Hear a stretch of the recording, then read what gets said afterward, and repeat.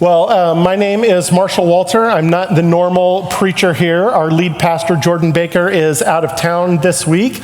He's not vacationing this time, but he got the call a couple of months ago from Eric Durso to come out and take a week at Grace Church in Rancho that we helped plant a couple of years ago. And so he's out there with a group of our folks today.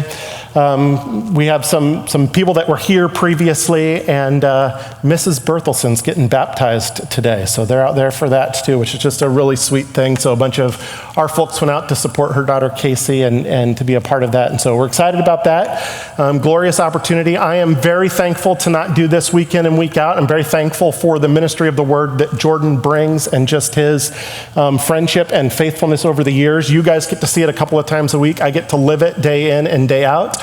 And it's just, I'm very thankful for him and for the privilege that we have in having him here. But I also enjoy the opportunity. So I'm thankful for today. I'm always honored that you guys come back. I don't know why he keeps telling people that other people other than him are preaching, but he does, and you keep coming. So clearly God is working in and through all of these things. But just a little bit of an insight, and this is probably not very professional, but this isn't my main job, so I feel like I can get away with it. The worst part, literally the worst part of this whole process for me is trying to figure out what in the world are we going to talk about this morning. And Jordan, not to take anything away from what he's doing, but he's going to come back next week and we're going to jump into Daniel 10 and then Daniel 11 and then Daniel 12. And you just kind of roll from passage to the next, and 2 or 3 times a year you decide we're going to do this next, which we do have a short series coming up here in August, and he's talking about Ephesians for the school year. That's just a little insider information. He told me that this week. So as we work through things, though, I got to figure out what we're doing. This is not what I'm doing regularly. And just in my own soul, then, as I have a few weeks to kind of prepare, I start to work through usually one of 2 things. Are there individual things in my own life, and I don't mean to be selfish with the opportunity, but are there things that I'm working through that I feel like would be helpful for me to study through a passage? And then I tend to think that we're a lot alike, and that if there's things that apply to me, there's also things that would apply to you, and so you get the benefit of that. And then secondarily, I try to think about you guys also and just say, hey, as we're working through things as a church, and in light of the conversations I'm having and the interactions I have with some of you, are there some helpful things that would be helpful to address in kind of the one-off kind of series? And so I've been wrestling through that, and it's just led to kind of a series of observations on my part of my own soul and in my interaction with you guys of just saying, I think this last year and a half has been challenging. I think in ways different than we talk about. I'll be real honest. This last year was hard, but it wasn't that hard. It just was different. Like, it was hard because it was different. We got asked to just do a lot of sitting around this last year and be creative about things. That's not strenuous or difficult. It's just frustrating, right? So it's been hard in that sense. And I've found over the last year and a half, that our rhythms of life have changed, which I'm a planner and I like things to be organized. And I was in such a great spot in February of 2020. I felt like everything was going, and then everything got disrupted. And yet we've found a new rhythm of life here. We found a new pattern of activity and behaviors and things. And while work has been different, while home has been different, while we have all, I think, picked up hobbies or increased our involvement in different areas that way, life together has certainly looked different. As I've just kind of kicked that around a little bit and thought about how that impacts us as a church, I've also been blown away the last couple of months. I don't know if you've looked around on a Sunday morning. We have a lot of new faces here. And I think it's always true that the face of our church is changing, that there are always people that are visiting every week. There's a handful of people, I'm sure. We won't ask them to raise hands because that makes people feel uncomfortable, but I'm sure that they are there. And I'm just very curious. If I asked you to raise your hand this morning because since the beginning of 2020, you've started coming to Grace to visit or to make it your home church, I think we'd have a much higher percentage of our church body than normal. We've seen turnover. We have constantly had people up here that are leaving our state. We've had people that have moved on for the normal reasons of job or going away to school or getting married, and we've had folks that have passed away. We still have folks that are dealing with medical issues and have been slower to come back. And yet we've seen a lot of new faces, and that excites me. I like the idea as we begin to ramp things back up, and we start talking about shepherding groups starting again this fall. We talk about men's and women's ministry ramping up, an opportunity to be together. I think there's a hunger for that, and quite frankly, I think there's a big need for us as a church to re-engage relationally with one another. And I know as I've wrestled with that in my own soul, I know that comes at a cost. That the rhythms that we've now reestablished as a family need to change again, that things need to be reprioritized, that the way that we approach people, if nothing else, needs to be reassessed and reevaluated and reapplied to life. And so all of that long-winded insight into the messed up world of my mind is to say that I want to look at 1 Thessalonians 2 this morning. And if you want to turn there with me, I think this passage checks two boxes, and it's the passage I ended up settling on because I think it's critically important for us as a church that we move back to, that we increase in, that we grow in our ability to minister to one another. And there's not a better passage to look at for that than 1 Thessalonians 2, and we're just going to look at 4 to 12, and that's probably too much material for the amount of time that we have, but we're going to move quickly through it and cover what we can this morning. I think it's important that we renew fellowship with one another as a church in this upcoming year, that we re-engage relationally, that we reach outside of our comfort zones to get to know people who are not like us, that we don't know already, and that we are thoughtful about how to strategically minister and disciple one another in this upcoming year. I think we will not survive as a church if we don't do those things. It is what we are called to as believers. And so in like so many other things, right? Discipleship is like a muscle. You have to use it. The best way to learn how to disciple somebody is to actually do it. And you have to practice that. And if you don't use that muscle tends to shrivel up and other things crowd their way in and other priorities take place. And so I want to talk about how do we pursue discipleship this morning? How do we actually pursue doing ministry with one another? And in 1 Thessalonians 2, Paul walks through, for a variety of reasons, how he approached ministry. And so it's not my master class in doing ministry. I think this is the best picture that Paul gives us of what ministry actually looked like for him. And so the upside of that is there's no masterclass fee to be here this morning. You can just participate and enjoy. And we're going to try to glean together from Paul about how he actually did ministry with people. And I think we're going to look at that in three different ways. The first is we're going to look to master our mission, and then master our motives, and master our method. So that's kind of I don't do sermon notes. I know Jordan does. Again, he's the professional, so you'll have to pay attention with me this morning. So, all right, looking firstly this morning at verse 4, as we talk about how do we do ministry, that we would learn to master our mission. 1 Thessalonians 2, verse 4 says, "Just as we have been approved by God to be entrusted with the gospel, so we speak, not to please man, but to please God, who tests our hearts." And I'm parachuting into the middle of this section. If we had more time, we'd look at the first three verses. But Paul is in the middle of defending his ministry to the Thessalonians. Thessalonica was a unique place in Paul's ministry. He was in the midst of a missionary journey.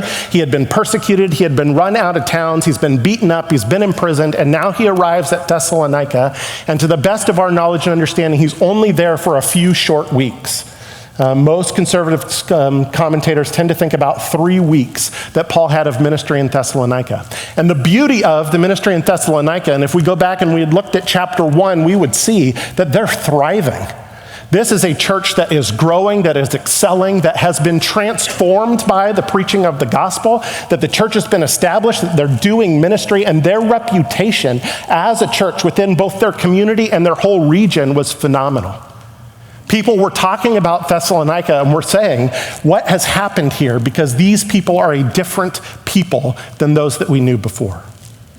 And yet in the midst of all of that, and as Paul has had time away from them, there are those that begin to challenge and to question Paul and to ask about the way that he was ministering to them. And so Paul writes a little bit here in chapter 2 to defend himself. And in that, we get a window into his thought process behind how he approached people. I think it's fair, and I'm trusting this morning that all the things that we have talked about and sung about and worked through this morning about the gospel are already true and realities in your life, right? There was part of me who toyed with, do we have to go back to just the basics and work through the implications of the gospel in our lives? And I think that's helpful, and I think that's good, but I'm trusting that you have an understanding of who God is, that you understand your sinfulness and broken relationship with God, that you understand the glory of the gospel, the glory of the cross, and what Jesus did in dying to save us, and the implications then in each one of our lives that we have died to our sin, that we're freed now to serve the Lord, and therefore that is the consuming pursuit in our life. That's the prereqs for this. We're jumping to like step 4 or 5 today and what it means to pursue and minister. And I think it's fair then, as we look at Paul, we're not apostles, we're not missionaries, we're not church planters that are out on the road doing that, but we can learn from Paul's methodology in terms of how he approached ministry as we pursue relationship with one another. And so I just want to do that today. And 4 elements of Paul's mission that I think are evident here in verse 4. The first one is his qualifications. Verse 4 says that they had been approved by God. The word approved there declares their character, that they were men that God had viewed and that God had approved as being adequate for the work there. It's an interesting word because it includes the idea of testing, but of testing for approval. I liked one guy said that Satan tests us to see us fail, God tests us to see us approved. I trust that you've all had the experience in life of sitting down to take a test that you weren't adequately prepared for, and the miserable feeling of grinding through that test and handing it in and saying, I just hope I got a 60 so that I can move on and pass. And similarly, I hope you've had the experience of sitting down for a test where it was a breeze because you were prepared, and you go, yeah, there was that one question that maybe I didn't have right, but that was 100. What a glorious difference, right? And this word approved that Paul uses here, he says that we have been approved by God, that God has tested us, that God has tried us, that it's critical that as ministers of the gospel, we are those who are found faithful, we are those who are approved, but God's form of testing us is a test of approval. It reminds us of what Paul says in Philippians 1:6, that he says, I am sure of this, that he who began a good work in you will bring it to completion at the day of Jesus Christ. Paul recognizes that God is actively working in his life. God is actively working in your life to find you to be approved, to be prepared to be a minister. One of my favorite verses, what should be one of our life verses as a church, is 2 Corinthians 3, 4, and 5. And I love it because the reference is easy to remember. It starts with 2 Corinthians, and it's chapter 3, verses 4 and 5. And they say this, such is the confidence that we have through Christ toward God. Not that we are sufficient in ourselves to claim anything is coming from us, but our sufficiency is from God.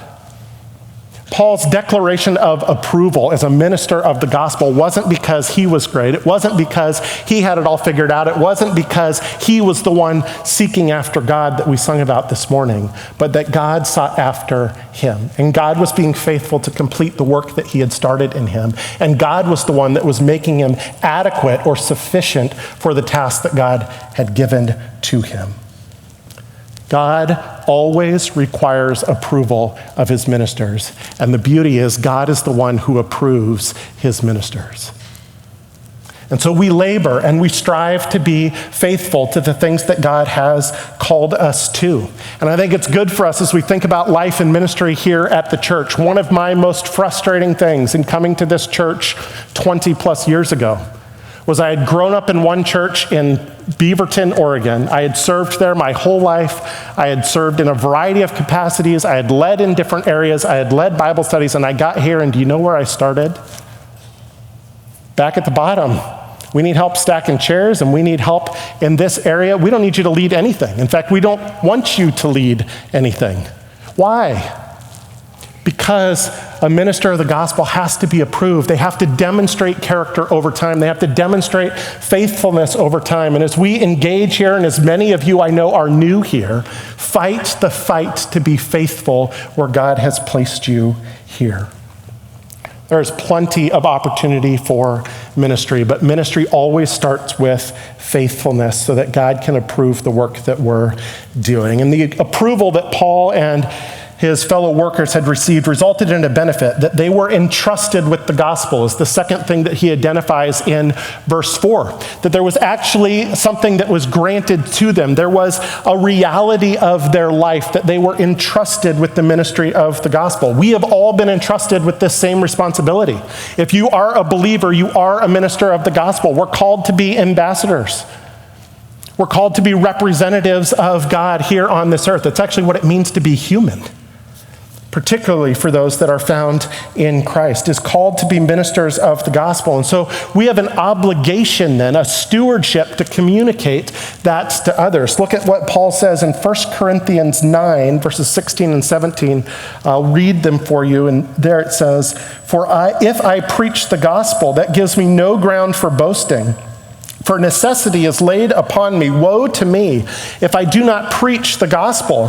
For if I do this of my own will, I have reward. But if not my own will, I am still entrusted with the stewardship.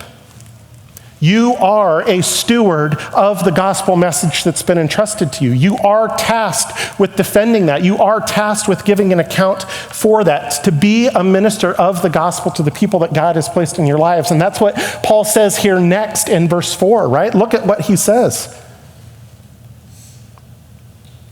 So we speak. So we speak. What choice do we have?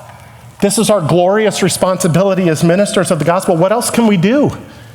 God has given us the ministry of the gospel. He has approved us to be ministers of the gospel. There's nothing left for us to do except to be obedient in proclaiming the truth of the gospel to others. And so we seek to minister. We seek to proclaim the truth of God's word. And I would ask you this morning, are you ready for that challenge this year? I know I've had to pause. In my own heart and in my own life, the thought of gearing back up to engage at another level with people is challenging. I know it comes at a cost. I know that it involves sacrifice. I know that it's going to mean giving up things that I hold dear in order to prioritize people and to invest in them this year. Will we learn to view relationships through this lens? To consider as we interact with people, how can I help them come to know Christ or to grow in their relationship with Christ? This is the task of a minister of the gospel, is to engage with people in a way that moves them towards maturity. It is our task and our responsibility, and we define success then by our faithfulness to do that. And that's where Paul concludes verse 4, that we are not trying to please men, but God who tests our hearts. Our success in being gospel ministers isn't defined by the outcome. It's not defined on how well we perform. It's defined by our faithfulness to do it in seeking to please the Lord through our ministering to other people. It allows us to be uncompromising then in what we say. It allows us to speak the truth in love as we interact and engage with people. That's the mission that we have been called to as ministers of the gospel, to boldly declare what God has done for us and to invest in people's lives that way. And so Paul moves on in verses 5 to 8. And if we understand who we are called to be as ministers of the gospel, then there are some natural questions or natural items to address in terms of what is our motivation, right? If we're going to be effective in doing ministry this year, we have to ask the why question. Why in the world would we spend time with other people who aren't like this and who are difficult to be around? Is that fair enough? You guys are all nicer people than me. You probably enjoy being around people that are hard to be around. Good job. Paul addresses two different things here. The first one's in 5 and 6, and he addresses the negative sides of things, and he identifies that there are 3 motives that tend to come up in ministry, 3 things he was probably accused of in Thessalonica in terms of his own motives that are all self-serving in nature. Look at verse 5 and verse 6 with me, at these 3 self-serving motives that we're to abstain from. Verse 5 says, "For we never came with words of flattery, as you know, nor with a pretext for greed, God is witness, nor did we seek glory from people, whether from you or from others, though we could have made demands as apostles of Christ." Look at these three things with me. The first one is that we would fight to abstain from flattery. Flattery contains the idea of deception for selfish ends. It's not simply empty words. I think sometimes I think of flattery that way, that it's just empty, meaningless, untrue, but kind things about other people. This is more deceptive than that, is what the word actually means. It's empty words, true, but empty words that are being used to manipulate another person.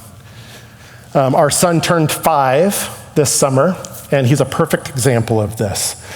My wife's nodding because she agrees. If you, I don't know how much long-term cred this will give you with my son, but for a few minutes, if you give him a toy, you are the best person on the face of the planet.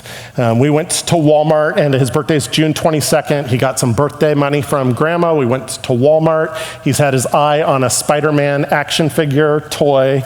And so we picked that up, and I can't even begin to tell you, I was the best dad of all time, all the way from picking it up in the aisle to getting to the car. The number of compliments I received in that 5-minute span from my son. And I've learned, right? It's cute, and I laugh, and at one level, it's incredibly sweet, right? But this isn't the only time this has happened. And we've worked through some of this because I've begun to identify in listening to him and watching him, it's manipulative. I'm the best dad ever because he's setting me up for the next toy. Because if I had said right then, do you want to go back into the store and go shopping? He'd say yes. And if we went to the next store, he'd want something else. And I'd be the kindest dad, the best dad, the one that loves him so much, the best dad ever. Oh, Dad, thank you, thank you, thank you, I love you. And he's not smart enough to realize what his own heart is doing at this point.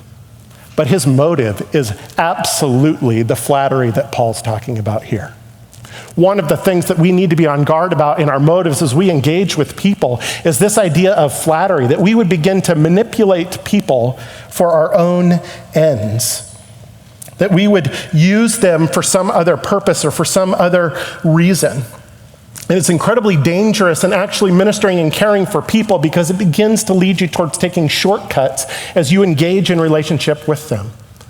You don't want to tell them the whole truth because you're really just trying to manipulate them and maneuver them in the situation. We don't share the whole gospel. We don't say the hard things. We don't actually call people on their sin. We don't have the conversations that need to be had, and we don't ask the difficult questions.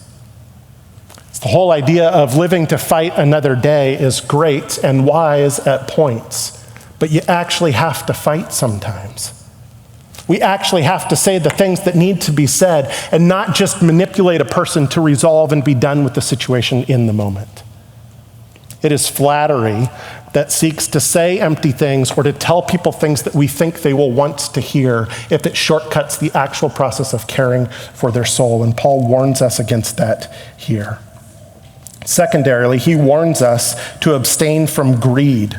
The term here refers to something that would be put on for appearance's sake. The pretext of greed refers to a mask or a cloak, some sort of camouflage that disguises our actual intentions. We typically think of greed in terms of money or profit or finances, but in this context, it's actually any sort of self-serving pleasure. It is the glorification of one's own desires at the expense of someone else. So we engage with people, it feels good to help people. And when that crosses the line of it being about it feeling good for me rather than helping the person, I've crossed the line here of greed. Of serving them for the way it makes me feel, for the role that it gives you, for the title that comes with the position, for your own satisfaction in the process, rather than for serving the needs of the person. Paul warns us to abstain from these behaviors, to abstain from flattery, to abstain from greed, and to abstain from the pursuit of glory. I think it's interesting, Paul doesn't deny that he received glory in these verses. or that he had no rights to it. In fact, he states the opposite. He states that he had a right to certain things, but he never sought it out. If our purpose in ministering to other people and pursuing relationships with other people, with engaging and trying to help someone else is for our reputation, for our name's sake, for what we are made much of in the process, rather than for, again, our desire to serve and to help them and to glorify the Lord in that, then we are missing the mark that we are called to. There are certain things that we are entitled to, and Paul identifies that here, but that wasn't the pursuit. That wasn't the aim. Our world is full of people that minister to other people for what they get out of it, and Paul says, that's not me. One of the greatest temptations we have as we minister to others is our own lust for glory, to be made much of. We all like to be recognized, but it's not their approval that we're to be seeking. We're to seek after the Lord's approval as we minister to other people. And that's where Paul transitions here in verses 7 and 8, right? There are these three negative things to watch out for, these things, three motives that would poorly communicate the gospel and how we care for other people. And then he lists 6, and I know that's a lot, we're going to move quickly, 6 things we are to aspire to in terms of our motivations in verses 7 and 8. So look at those with me quickly. 6 ways we ought to be motivated to serve other people. So as we're doing our little bit of a heart diagnostic here of, am I ready to engage with people and to minister to them and begin to disciple and care for them, we should be looking for these 6 characteristics. And the first one is that we would aspire to serve others gently. Notice where he starts there in verse 7, but we were gentle among you. This is Paul's main point, that they ministered gently, that they were characterized by this tempered way of approaching people. And yet I want you to note first that he makes the comment that they were gentle among you. And that there's actually a qualification to their gentleness, that the way that they engaged, the way that they sought to minister was as they immersed themselves in people's lives. Let me tell you, this is just a must. This is like a prereq for the 6 ways that we minister to people, is that you actually minister to people, that you actually are among the people, that you actually engage face-to-face, one-on-one with others for the purpose of trying to help them grow in Christ. That's the ministry of the gospel that we're called to. And what Paul says, I did with you. I was gentle among you. Listen, Paul was just coming from being beaten and imprisoned, and he got to Thessalonica. It would have been me saying, I need just a couple weeks of downtime. And Paul jumped right back into the thick of things, in the midst of hurting, in the midst of recovery from what he had previously endured, to engage among and be with the people, where he then operated gently with them. It is critical for us to actually engage with people. And as we do it, to remember that the way that we're called to minister is to minister gently. We're trying to win them over to something. We actually have something of value that we want to impart to them. We want to help them take that step of growth in Christ. And so we want to be winsome in the way that we approach people. This is not my strong suit. It's much easier to just come in banging the hammer with folks. I was in my senior year of high school. Our youth group had decided to throw a Christmas dinner. I believe it was a 4-course, is my recollection, meal for youth group students. The caveat was that you wrote down from this key the different things you wanted, and then the key stood for random food things and random utensils. So it was just a messy, ugly, not very enjoyable dinner, quite frankly. But welcome to youth group. It was fun. And we're sitting there at these nice tables, and we had a multi-purpose room like this, and we're sitting there, and one of my dear friends had brought her cousin with her to youth group. And so we're sitting there and we're working through the different dinner, and there was a short message and some music and things going on as we worked through it. And I got to the point where I just said, hey, we're talking, it's very clear she doesn't know the Lord. I've got this window of opportunity here. Let me share the gospel with her. Great, right? 17-year-old Marshall, just killing it. And what resulted was one of the ugliest arguments that probably ever happened in youth group experience that led to her being in tears. It led to our youth pastor spending close to an hour with her out in the hallway talking this poor girl off the ledge. And a brief follow-up conversation between he and I, where he opened up his Bible and he turned to 2 Timothy chapter 2, verse 24, and he read this, that the Lord's servant must not be quarrelsome, but kind to everyone, able to teach, patiently enduring evil, correcting his opponents with gentleness, that God may perhaps grant them repentance, leading to a knowledge of the truth, and they may come to their senses and escape from the snare of the devil after being captured by him to do his will. We aspire to serve gently because we are dealing with people who are ensnared by the devil or ensnared in their sin, and we are trying to win them to what God has called them to do instead. And so we serve gently. We serve winsomely, trying to win people over, not just win the argument. Not trying to fight, but trying to help them take the steps that they need to take in order to grow in their relationship with the Lord. And so Paul says, I came to Thessalonica, I served among you, and I did that gently because I was trying to win you as a pagan group of people over to serving the God who created you and saved you. And so we aspire, as we care for people, to serve that same way, that we would serve gently. And he launches right into giving us an illustration of that. Secondly, that we would aspire to serve with care. He says that we were gentle among you, like a nursing mother taking care of her own children. Just as a mother protects and provides for her kids and takes care of their needs and dies to self to meet those needs, we serve that way. Taking care literally means to warm. It was used of birds with their young, of pulling them under their wing and holding them close so that they were protected and warmed. We're called to minister in the same way, that we would come with great care, not to care for our children, but to care for our spiritual children. That we would envelop people and that we would bring them in and seek to provide for the spiritual needs that they have. You don't get to live in our home, but I am amazed at the amount of work my wife does to care for our family and to care for our home. She doesn't stop. It's one job after the other. She is constantly dying to self. She is constantly deferring the things that she wants to do. She's constantly pushing off just sitting down and taking a break, which is my mode of operation when I have the chance to do the next thing. She's considering what needs to be done tomorrow and next week and the week after. She's constantly being interrupted by our children who need help with some other thing. And day in and day out, she serves faithfully to care for their needs.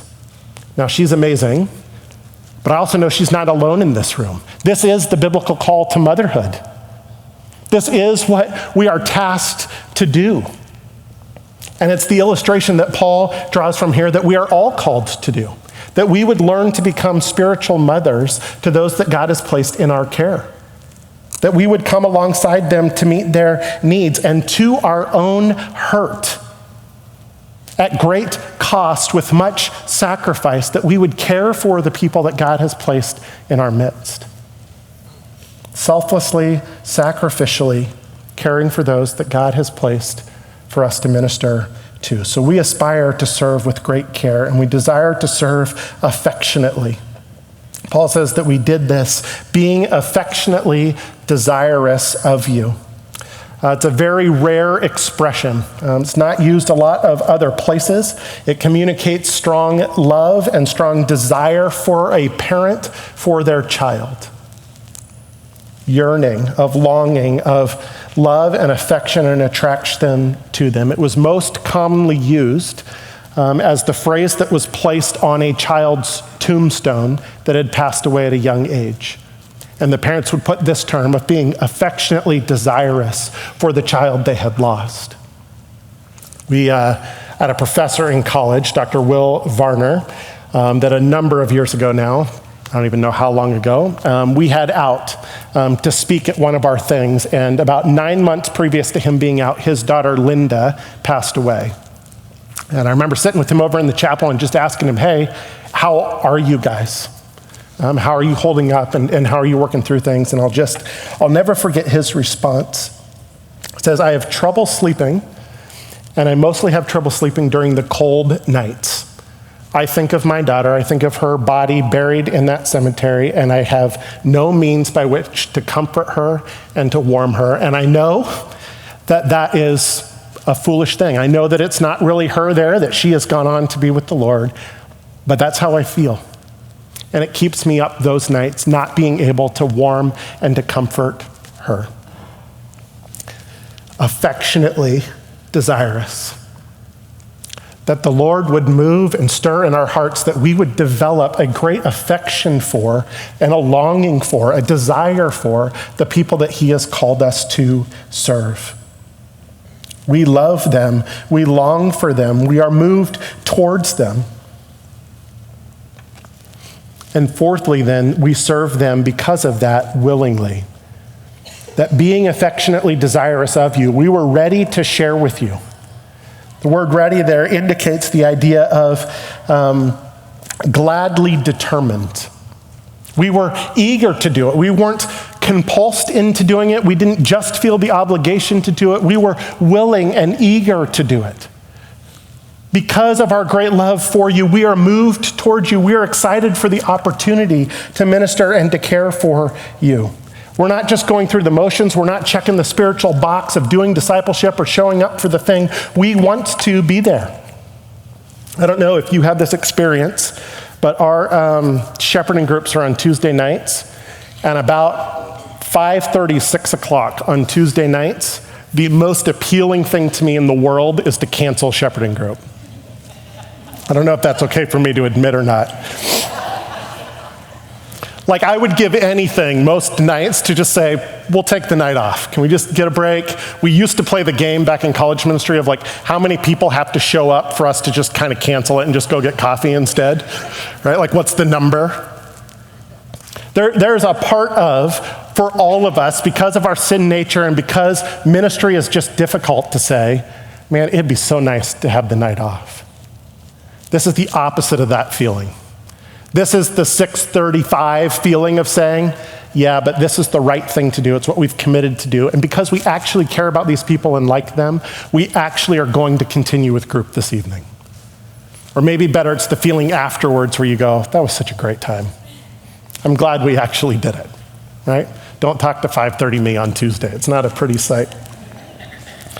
It's what Paul's talking about here, that we would actually be moved in our affections to be gladly determined to care for people. We're excited for the opportunity. And like parenting, it's not always fun to parent, but parenting is fun, right? There's this tension that we live in here, that we would move in our affections and our emotions towards people and therefore be eager for the opportunity to serve and to care for them. And the beauty of that is what Paul's going to say here in a couple of chapters in 1 Thessalonians 4:9 of why this is possible. He says, now concerning brotherly love, you have no need for anyone to write to you, for you yourselves have been taught by God to what? Does anyone know? To love one another. What a glorious truth. We are God's taught to love one another. That this is the work that the Holy Spirit does in our life as we are moved to follow the Lord and as we walk in the Spirit and as we are in fellowship with God and his people, that we are moved to actually love and care for one another. And so we want to aspire to develop this in our life and in our ministry, that we are eager to serve, that we are eager for the opportunity to be with God's people because we want to, and this is the fifth thing, aspire to serve intimately. Look at what he says. What were we willing to share with you? We were ready to share with you not only the gospel of God, but also our own selves. Appropriate ministry as a gospel minister is not done at arm's length. It isn't a duty. It isn't an obligation. It is those things, but it's not merely those things. Paul could have just shown up in Thessalonica. He could have just preached the gospel. He could have left some people in charge and moved on, but he ministered among the people because he shared with them not just the gospel, but his own life. They got to know Paul. They got to engage with him. It's not enough. If we're going to have effective long-term gospel ministry, if we're going to grow and thrive and enjoy fellowship as a church, it's not enough to keep everybody out here. It's not enough to check the box of going to Bible study, of just proclaiming the facts of the gospel to somebody and not engaging with them relationally.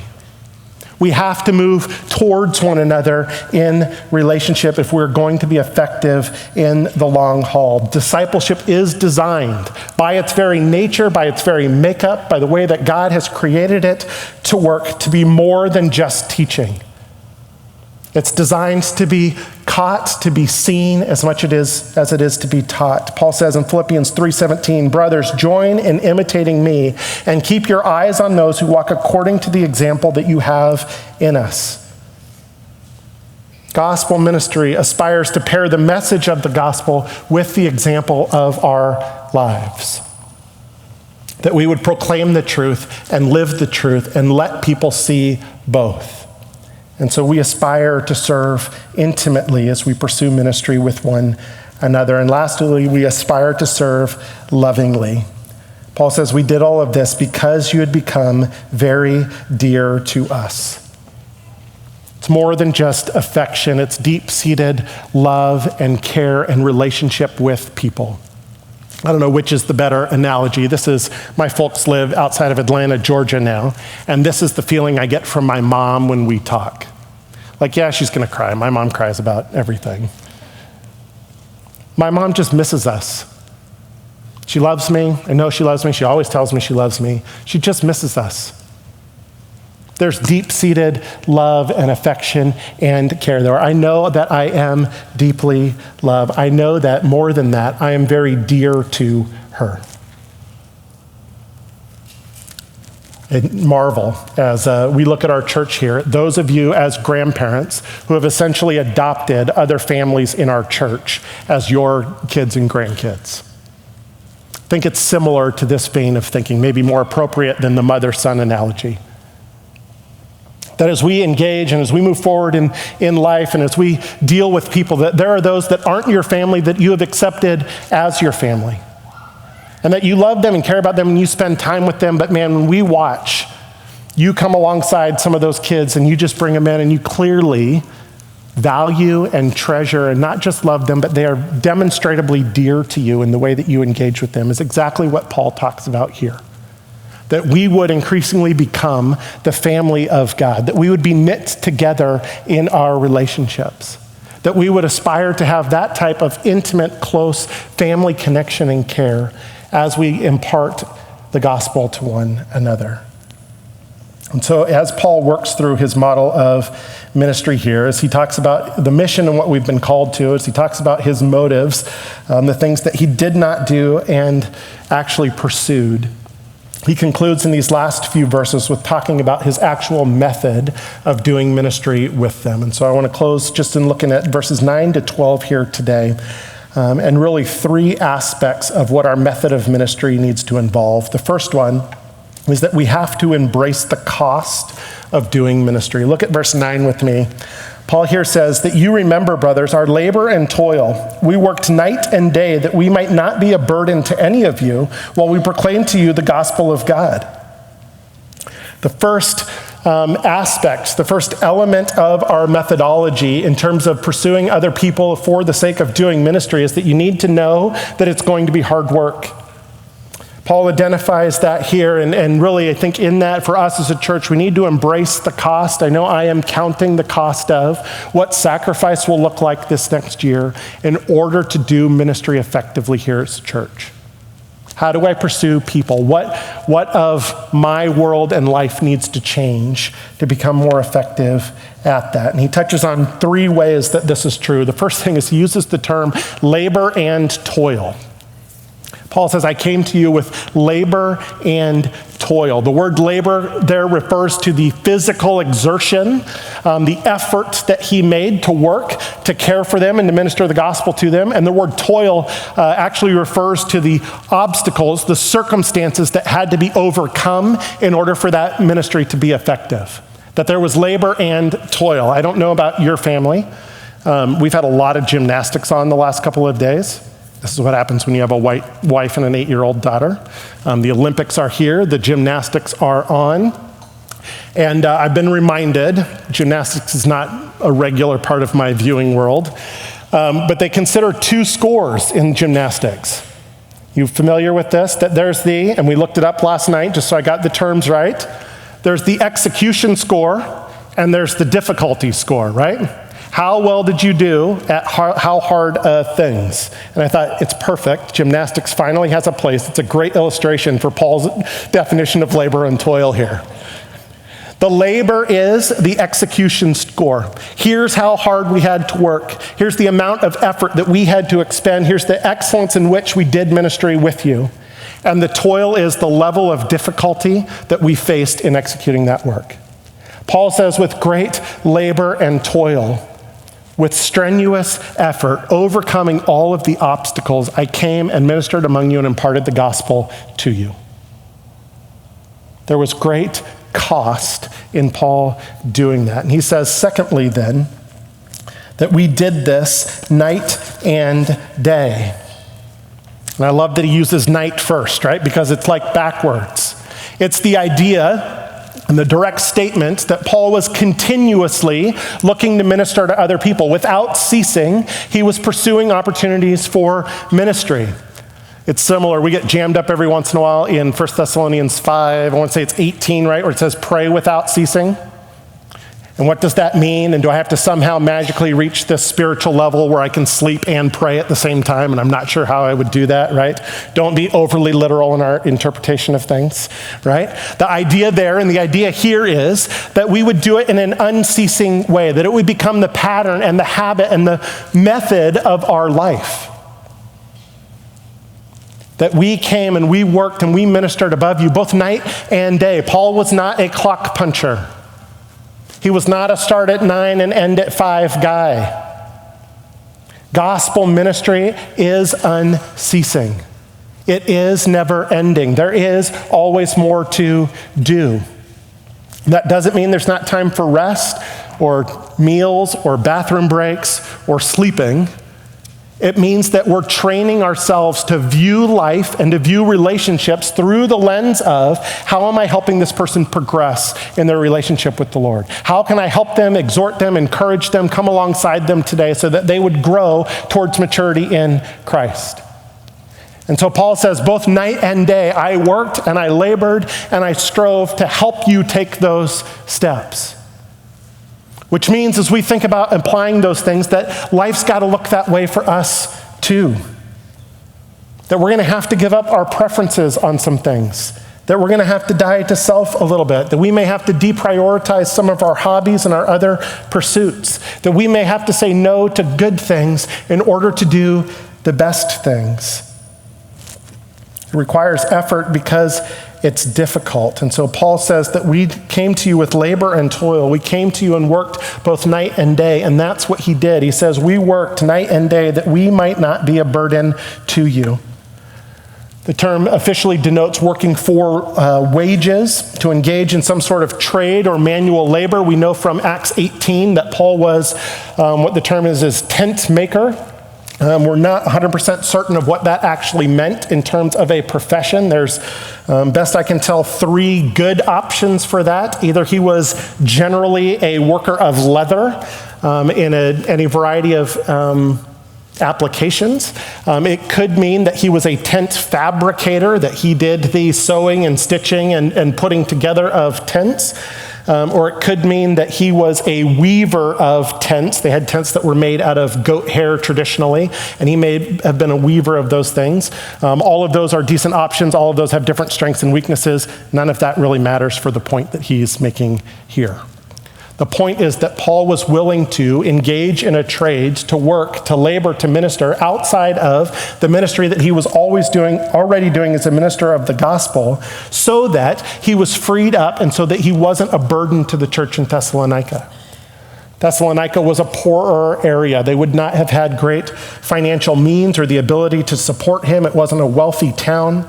And that allowed Paul to not burden them. It allowed him to remain independent from accusation about manipulating them and using them. And it was the cost of doing gospel ministry in Thessalonica. And I think that's a great point of application for us. As we think through our jobs and the work that we're pursuing, do we view even our work through the lens of the gospel? And I think on one hand, and at a basic level, right, clearly our jobs are a platform for sharing the gospel. Right? That as I'm sure Paul did whatever tent making that he did, that there were opportunities as he engaged with different people to share the gospel and to talk to them about who God was and what he was doing in Thessalonica and what church looked like on Sunday morning. But I think even in addition to that, beyond that, Paul saw his job as a means by which he was able to do ministry, or a means that provided the foundation or gave him the ability to do ministry with the rest of his time. This is what I have to do over here to provide for my physical needs and to support the actual work that I'm doing over here. My pursuit of doing what God has called me to do and being a minister of the gospel. Paul viewed even his work in this way. It was part of the cost of doing ministry. And so our job isn't a means of getting us ahead of life, but of getting us ahead in ministry. It enables us to continue to serve the Lord. And so we must embrace the cost of ministry. And then secondarily, he says that he also needed to establish his character. And this is what he builds out in verse 10, right? He says, you are witnesses, the Thessalonians witnessed this in Paul, and God also, how holy and righteous and blameless was our conduct towards you believers. This is back to what we talked about at the beginning, that he was approved by God, and he re-references that here and says, listen, my character, though, was also established with you. That it is imperative in the life of somebody doing ministry that their character is established. If God is going to effectively use you, you must grow in your character. You must deal with your sin. You must walk in a spirit-filled way. There's no other way around it. When our avenues of ministry outpace the growth of our character, it is not success in ministry, but failure in ministry. Character is foundational to the gospel minister's credibility. And Paul identifies three different characteristics. He references his holiness, which points to an inner disposition of striving to be like God in all aspects of life. Paul's pursuit, and we see this throughout the New Testament, is that he strove to be holy like God was holy. I want to be right with God. I want to be like God in every area and in every aspect of my life. That's what we're called to, that we would be holy as God is holy. And that out of that then, that we would be righteous. Righteous is the outward manifestation of the inward holiness that we have. That as I am like God in my soul, as I am like him in my character, that is demonstrated in the way that I engage with the world. That I would operate righteously. You can't be righteous if you're not holy. An external display of righteousness detached from actual holiness is not integrous, and it's not true because righteousness demonstrates that holiness. And that combination of being purified from the inside out, of being holy like God is holy, of being like God in our inner disposition and character, manifest in our righteousness in the way that we engage with others and in the way we engage with the world, leads to an upright and a blameless life. And that's what the third character trait that he identifies here, that not that there would not be accusation against his life, not that he couldn't be accused of things, because Paul was often accused of things, but that there was no handle there. There was nothing to actually grab onto. There was nothing that would stick to him because he was blameless in his actual conduct and character. If their preaching was to have abiding results in Thessalonica, they had to have lives that would match up. If we were going to be effective in ministering and caring for one another as a church, we have to have lives that actually match up. We have to do the hard work individually, on our own, before the Lord, to grow in our relationship with him so that we're able to serve effectively in the church. Character takes time to demonstrate. Character takes time to develop, and character is not something that you develop and are done with. And so we need to be aware on both fronts. One, that we would be doing the faithful work to actually grow and develop in our character.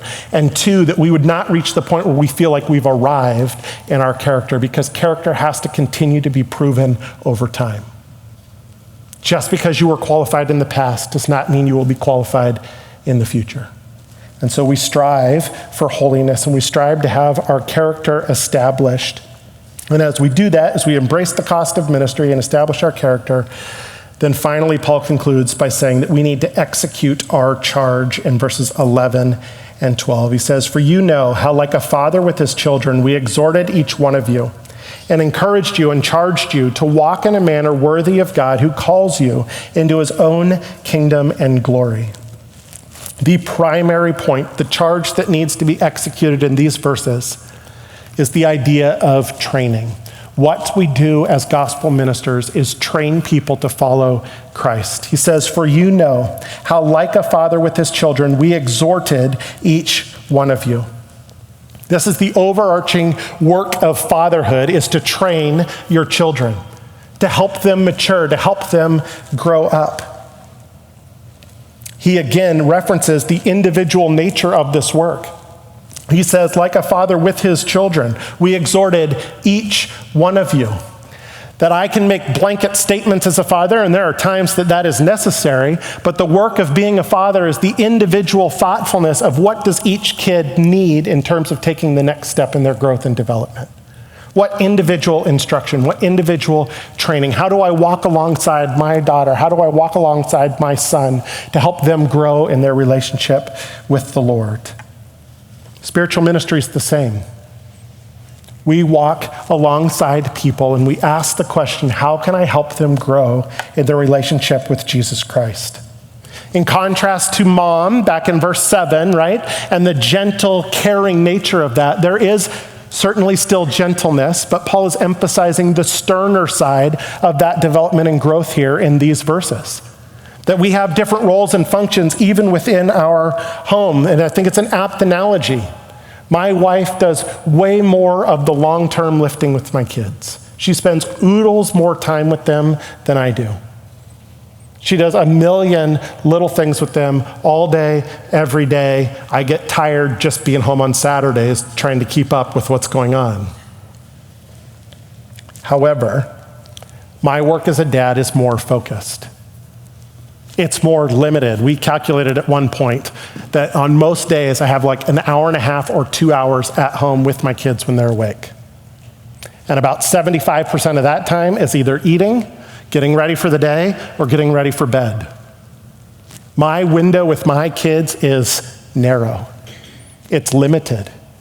And therefore my responsibility of their father, if I'm going to do the work of training, is that it's got to be focused.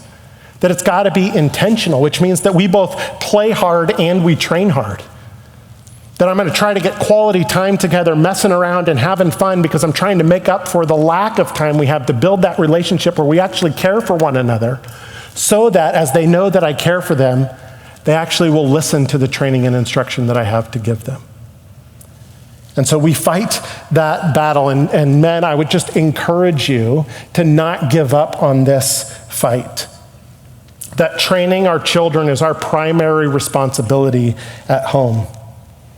That we have an obligation and a duty to be the ones that are directing the training of our kids. That we would labor at it, that we would work hard at it, that we would not defer to mom on those things, that we would not be lazy,